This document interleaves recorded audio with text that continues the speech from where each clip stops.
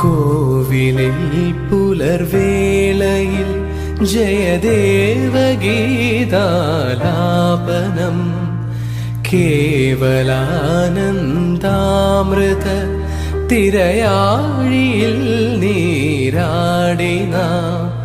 പുത്തിലന്നീ ചോട്ടിൽ മലർമുത്തു കോർക്കാൻ പോകാം ആനക്കേറാമേട്ടിൽ ഇനി ആയിരത്തിരി കൊളുത്താം ഇനിയുമീ കഥകളിൽ ഇളവേൽക്കാൻ മോഹം ശ്രീരാഗമോ തേടുന്നു നീ വീണതൻ പൊൻതന്തിയിൽ